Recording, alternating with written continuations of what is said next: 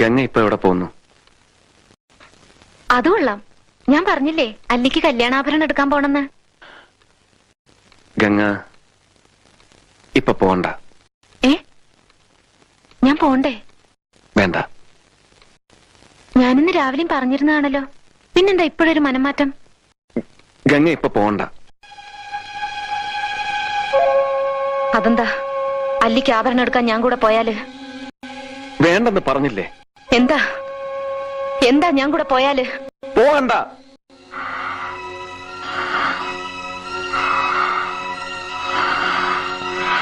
വിടമാട്ടെ, വിടമാട്ടെ.